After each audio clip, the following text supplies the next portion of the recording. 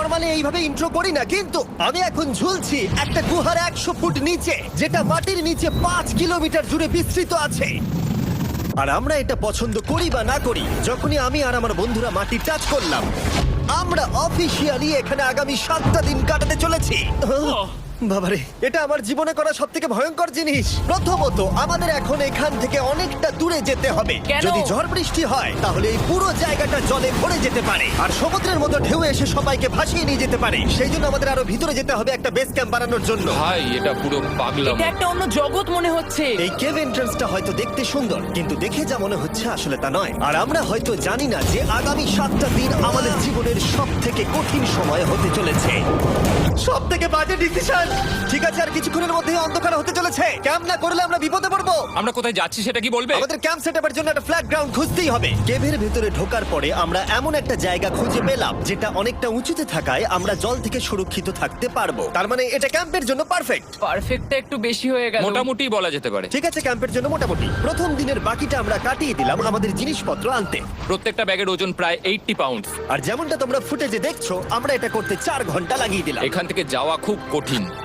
তারপরে আমরা সবাই বেস ক্যাম্পে ফিরে গেলাম। ঠিক আছে, আমরা এখানে লাইট লাগিয়ে দিলাম। আমাদের সব জিনিসপত্র হোম বেসে চলে এসেছে। একটু ক্যামেরাটা ওদিকে দেখাবে? ওদিকটা কিন্তু ভয়ানক অন্ধকার, আর সবসময় এরকমই থাকবে। তাই আমরা ক্যাম্পিং গ্রাউন্ডের জন্য খুব বেশি কিছু করতে পারলাম না। কটা ফুটো করে দড়ি টাঙিয়ে দিলাম। এটা ধরো আর ওঠো দেখি। মনে হচ্ছে আমাদের হ্যামকগুলো ভালোই সাপোর্ট পাবে। আর তারপরে আমাদের সার্ভাইভাল গাইড জোয়ের সাহায্যে আমরা হ্যামক টাঙালাম। এই সরু দড়িটা আমার হ্যামকটাকে ধরে রাখবে। হ্যাঁ। ডিনার খেয়ে আমরা প্রথম রাত্রি ঠান্ডার জন্য তৈরি হলাম। আমি মিথ্যে কথা বলবো না, আমি যতটা ভেবেছিলাম তার থেকে এই হ্যামকটা অনেক বেশি কমফোর্টেবল। এই আমি তো আমার চমকেই হাতটা তো গেছিলাম। বড় কেন ভাই? এই কেভটা 2.5 কিলোমিটার ডিপ, আর আমরা এখন এন্ট্রান্সের কাছেই ক্যাম্পিং করছি। কাল আমরা অনেক কিছু এক্সপ্লোর করব। তোমরা কেমন ঘুমালে?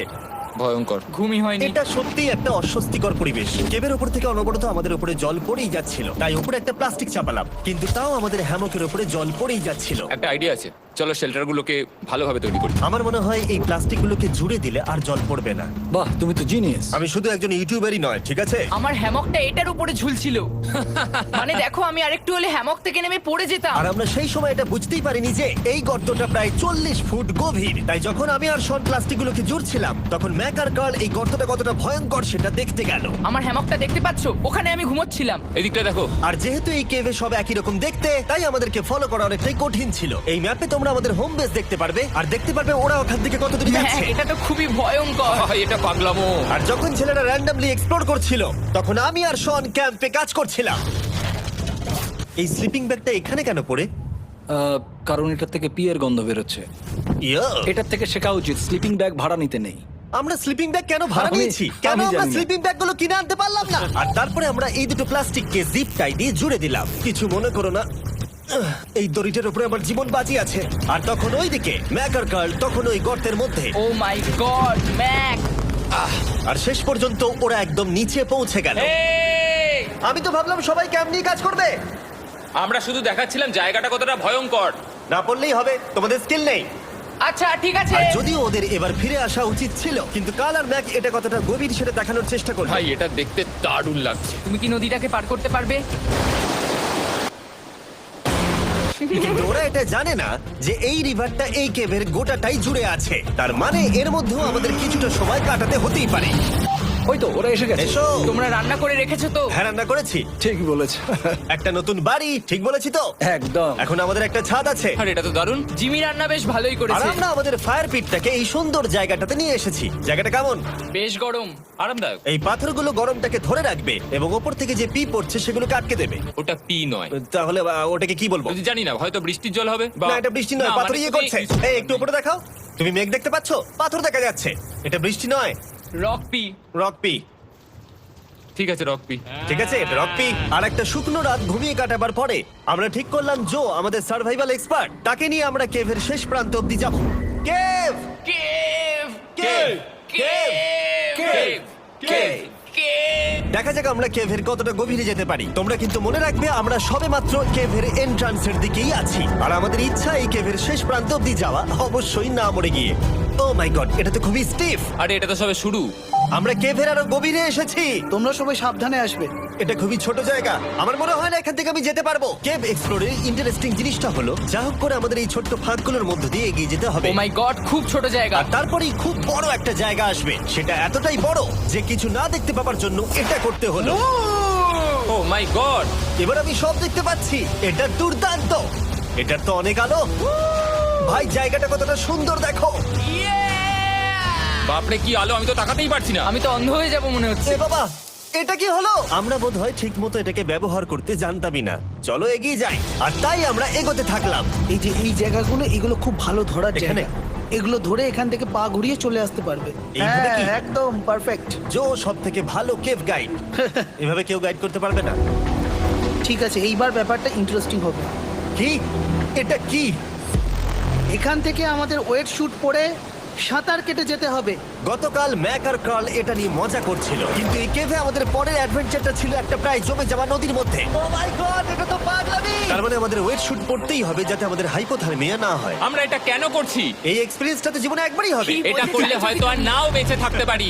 আমাদের এই কেভের শেষে পৌঁছতে হলে আমাদের এই নদীর মধ্য দিয়ে, এই ছোট্ট ফাঁকগুলোর মধ্য দিয়ে সাবধানে ধীরে ধীরে এগিয়ে যেতে হবে। আস্তে আস্তে নামো, স্রোতের কারণে পা পেছনে টানতে পারে। ঠিক আছে, আমি তাহলে নামছি। তুমি ওই দেয়ালগুলো ধরে ধরে এগোতে থাকো আস্তে এটা তো আস্তে। খুব ঠান্ডা। তুমি পারবে জিমি। জানি না এখানে ঢুকতে পারবো কিনা। জিমি, এবার তুমি জল থেকে উঠে দাঁড়িয়ে পড়ো। Oh my God! এটা সত্যি একটা পাগলামি। এখানে কি ঠান্ডা! যখন তোমরা খুব ঠান্ডা জলের মধ্যে থাকবে তখন একটা পাথরকে ধরে এগিয়ে চলা খুব কঠিন হবে। Oh my God! এটা সত্যি পাগলামি। ম্যাক, কার্ল, চলে এসো। আমার ভয় লাগছে। চলো চলো, পারবে। ভাই। এগোতে থাকো, পেছন দিকে তাকিও না। একবার দেখো আমরা কি করছি। কিন্তু এই বাধাগুলো এতটা কঠিন ছিল না সামনে যা আসতে চলেছিল তার তুলনায়। আমরা পেরেছি। কেভ কেভ কেভ এই, কেভ। একটা কথা শোনো, আমরা 10% আসিনি। তার মানে এখনো আমরা শুধুমাত্র সার্ফেসেই রয়েছি, আর শেষ প্রান্তে পৌঁছতে হলে আমাদেরকে আরো 2 কিলোমিটার যেতে হবে। যেরকম তোমরা দেখতে পাচ্ছ এখানে 24x7 বৃষ্টি হয়, তাই আমি একটা আড্ডা মারার জায়গা তৈরি করেছি যেখানে আমরা কেউ ভিজবো না। আমি ভাবছি আমি যদি এটা না বানাতাম তাহলে কি হতো। আমি নিশ্চিত যে ওদের একটা ভেজা পাথরের উপর শুতে হতো। আমাদের ক্রমাগত এগিয়ে যেতে হবে এবং শরীরটাকে ভিজে রাখতে হবে। ঠিক আছে। নইলে আমাদের শরীরের তাপমাত্রা কমে এটা যাবে। এতটা কঠিন কেন? সব থেকে বাজে ব্যাপার হলো আমরা যতটাই দিকে এগোবো ততটাই আমাদের পিছন দিকে ক্যাম্পে ফিরতে হবে। আমাদের পরের বাধাটা হয়তো জলের মধ্যে নয়, কিন্তু তার মানে এটা নয় যে সেটা সহজ হবে। আরে এটা কি মাকড়সার জাল? কিন্তু আমি মাকড়সা দেখতে পাচ্ছি না তার কেন? মানে ওটা আমাদের উপরে আছে। আরে তোমার গায়ে, তোমার গায়ে। আমার বন্ধুরা বলতে বাজে, এই গেমটা মিস্টার বিস ভিডিওর মতো, যত এগোবে ততই কঠিন হবে। সত্যি কথা বলতে যদি আমাদের সাথে জো না থাকতো আমরা মরেই যেতাম। আর 3 ঘন্টা পরে জো আমাদের জন্য একটা বাজে খবর নিয়ে এলো। জল অনেকটা বেড়ে গেছে আর আমরা অনেকটা সময় লাগিয়ে ফেলেছি, তাই আজকে আমাদের আবার ক্যাম্পে ফিরে যেতে হবে। আমি মানবো না। তুমি সেফটি এক্সপার্টের কথা অমান্য করতে পারো না। আমি এটা মানবো না। সত্যি কথা বলতে আমাদেরকে ফিরতেই হতো, কারণ এর আগে আমরা শুট করতে অনেকটাই সময় নষ্ট করে দিয়েছি। তারপর ফ্লেয়ার নিয়ে খেলেছি, তাই আমরা ফিরে যাচ্ছি আর এই মিশনটা আমরা পরের দিন আবার শুরু করব। শন, আমরা এসে গেছি। আরে তুমি এখানে কি করছিলে? এখন তোমরা কেউ ভিজবে না। আমি তো জানতামই না এই লাইটগুলো আমরা এনেছি। এগুলো দারুণ লাগছে তাই না? দুঃখের বিষয় আজকে আমরা মাত্র 20% এগোতে পেরেছি, কিন্তু বিশ্বাস করো আমরা শেষ পর্যন্ত অবশ্যই যাব আগামী কয়েকদিনের মধ্যেই। আমার মনে হয় না। কোনোদিনই হবে না। আমি তো বললাম। আমরা ডে 4টা রেস্ট নেব আর ডে 5-এ চেষ্টা করব এই কেভের শেষ অবধি যাবার। দেখা যাক কি হয়। ডে 3-তে মজা হলো, কালকে আবার দেখা হচ্ছে। আর কেভের ভিতরে 3টে খুব বাজে রাত কাটাবার পরে পরের দিন সকালে আমাদের মাথায় শুধু একটাই কথা আসছিল, আমার একটা হট শাওয়ার চাই, তবে আমি এখন একটু শান্তি পাবো। ও এখন শাওয়ার পেলে কিন্তু দারুণ হয়। আমি চান করিনি প্রায় 3-4 দিন হয়ে গেল। তোমরা নিশ্চয়ই জানো কেভের মধ্যে শাওয়ার করা সম্ভব নয়। আমাদের অনেকটা পথ হেঁটে সাবধানে আগের রিভার বেডের কাছে পৌঁছতে হলো। ও মাই গড! আমি আমার ব্রেনকে ফিল করতে পারছি। আমি এভাবে ব্রেনকে ফিল আমার করিনি। কপালটা জমে গেল পুরো। চলো ড্রোন দিয়ে মাথার চুলগুলো শুকিয়ে নি। এদিকে এসো ড্রোন। ও দাঁড়াও দাঁড়াও দাঁড়াও, এটা কিন্তু কাজ করছে। হ্যাঁ, দারুণ কাজ করছে। ড্রোন থাকতে হেয়ার ড্রায়ারের কি দরকার? আর চুল শুকানোর পর আমরা জোয়ের সাথে জার্নির প্ল্যান করতে বসলাম। এটা কি জো? এটাই কেভের ম্যাপ। আগেরবার আমাদের থামতে হয়েছিল কারণ জল খুব জোরে বইছিল। এখন বৃষ্টি কম হচ্ছে, তাই কালকে আমরা নিশ্চয়ই এই কেভের শেষে পৌঁছে যাব। এটা ভয়ঙ্কর হতে চলেছে। প্রথমে আমাদের কালকে যেখান দিয়ে গেলাম সেখান দিয়ে আগে যেতে হবে। জলের মধ্যে ঝাঁপ দিতে হবে এবং পাথর দেখে হাঁটতে হবে। এগুলো সবকটা আমরা যদি পার করতে পারি তাহলে আমরা গ্লো ওয়ার্ম চেম্বারে পৌঁছে যাব। কেমন দেখতে তুমি সেটা বলো না, আমি তোমাদেরকে সারপ্রাইজ দিতে চাই। তোমার মনে হয় আমরা পারবো? ওইসব বাদ দাও, আমরা ঠিক কালকে পৌঁছে যাবো। কালকের প্ল্যান আমরা চক আউট করে নিয়েছি। আমরা রেস্ট করছি আর ফেস্টিভ্যাল স্মোর্টস খাচ্ছি আমাদের এনার্জি রিগেন করতে। সবাইকে চিয়ার্স। Yippee! জো এই প্রথমবার ফেস্টিভ্যাল স্মোর্টস খাচ্ছে।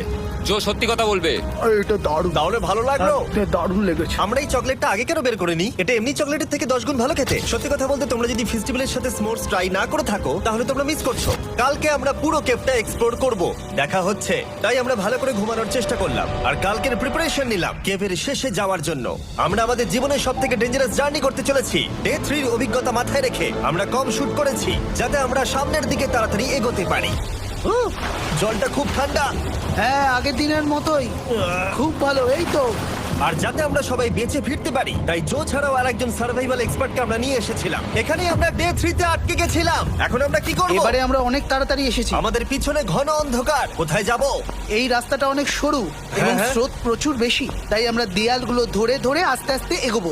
এই যে এইভাবে। ও হ্যাঁ, God! এই রকটায় জাম্প করো।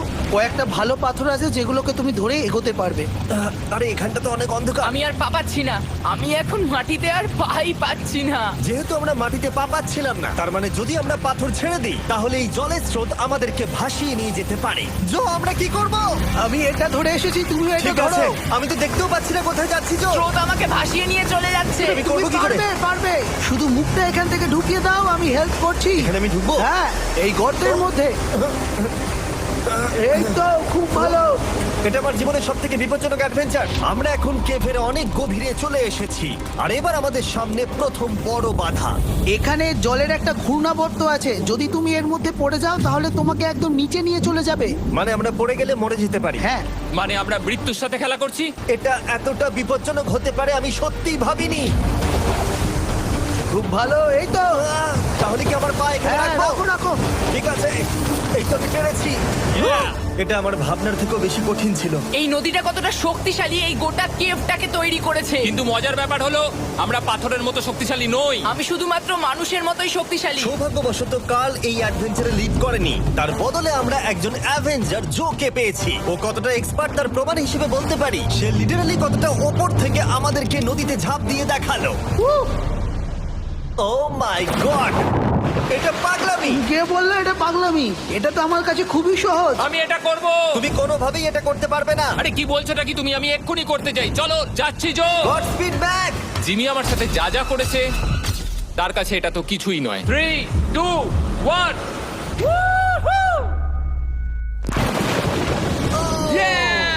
তুমি করবে? না, আমরা না এগুলো শেষ পর্যন্ত যেতে পারবো না।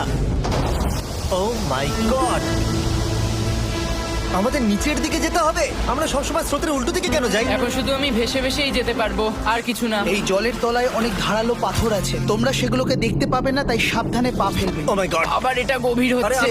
আমার পা তো কিছুর উপরে রাখতে হবে। ছোট পাথরগুলোই একমাত্র বাধা ছিল না, মনে হচ্ছে আমাদের প্রতিটা পদক্ষেপে।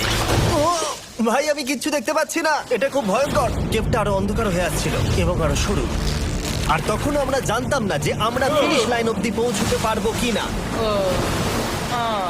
আমি ক্লান্ত হয়ে পড়েছি। এই কেভে আরো কঠিন বাধা আসার আগে তোমাদেরকে আমি কিছু দেখাতে চাইবো। জো, তোমার ব্যাগটা দাও। Thank you. তুমি জানো এর মধ্যে কি আছে? না, জানি না কি আছে। Brand new mister beast lab swamp. সত্যি কথা বলছি, গত 5 ঘন্টা ধরে যেহেতু আমি অনেক পরিশ্রম করেছি তাই কোনো মতেই এখন এটা আমি বলার মতো অবস্থায় নেই। তাই এটা শুট করার 1 মাস পরে আমি পুরো কেপ সেটটা তৈরি করলাম ফিউচার জিমি নেম ট্যাগ দিয়ে। তারপরে বললাম, হেই, আমি ফিউচার জিমি আর আমি এখন তোমাদেরকে বলবো brand new toy line of mister beast lab swamp সম্পর্কে। এটা একটা কালেক্টেবল টয় লাইন আর এখানে 119টা ইউনিক ডিজাইন ক্যারেক্টারও আছে যা তোমরা কালেক্ট করতে পারো। আর সবথেকে দারুণ ব্যাপারটা হলো কোন ক্যারেক্টারটা তুমি পেয়েছো সেটা জানতে হলে এই টিউবে ওয়াটার দিয়ে নাড়াতে হবে আর তোমার সোয়ামস তোমার সামনে চলে আসবে। আর আমি এটা ডেমনস্ট্রেট করতে এই বিশাল বড় টিউবটাকে বানিয়েছি। এই টিউবটাকে জল দিয়ে ভরে দাও। তোমাদের এত জলের দরকার নেই, এটা অনেক বড় বলে এত লাগছে। ঠিক আছে, এটা এখন জলে ভর্তি হয়ে গেছে। এবার এটাকে একটু নাড়াতে হবে। এটা কি আর নাড়াতে হ্যাঁ হবে? হ্যাঁ, অনেক নাড়ানো হয়ে গেছে। এবার জল ঢালো এখানে। জো ঢালছে।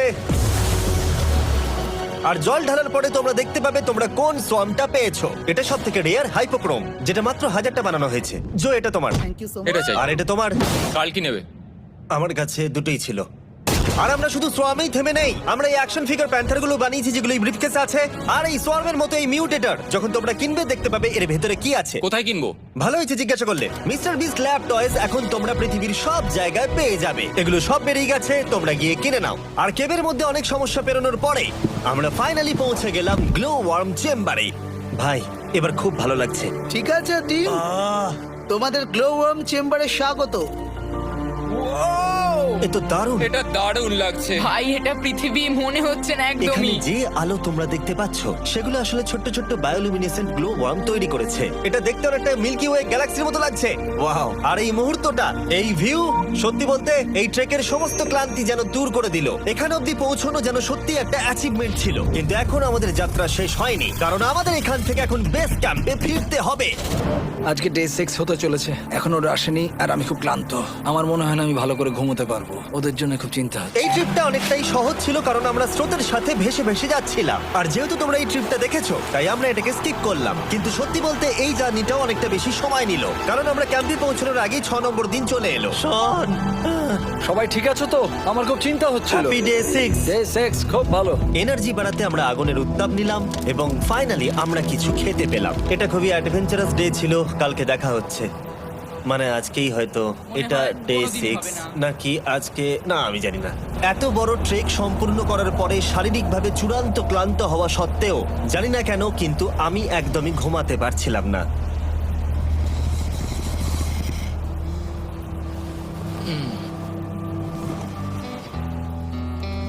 আমি 7 দিন সলিটারি কনফাইনমেন্টে কাটিয়েছি, কবরে কাটিয়েছি, 7 দিন রাফটে থেকেছি। কিন্তু সত্যি কথা বলতে এটা সবার থেকে বেশি কঠিন ছিল, কারণ সব সময় ভিজে, ঠান্ডা, প্রত্যেক মুহূর্তে এই পাথরগুলো শরীরে ব্যথা দিচ্ছে। বেশিরভাগ সময়টাই এই কেপটা দুঃস্বপ্নের মতো ছিল। কিন্তু তোমার আর আমার মধ্যে জিমি! ইয়ো! গার্ড, আমাকে দেখতে পাচ্ছো? এটা পৃথিবীর সবথেকে উজ্জ্বল টর্চ। মজার মুহূর্ত অনেক ছিল। মাটির নিচে 300 ফুট গভীরে অভিযান চালানো থেকে আমাদের সবাই মিলে হ্যামক নিয়ে হাসাহাসি করা সবকিছুই এই অভিযানের অংশ ছিল। যেহেতু আমাদের সঙ্গ দারুণ, চলো তিমির মতো আওয়াজ করো। তাই এই ভিজে, ঠান্ডা, পাথুরে অদ্ভুত কেভের ট্রিপটা বদলে গেল আমাদের জীবনের সব থেকে সুন্দর মুহূর্তে।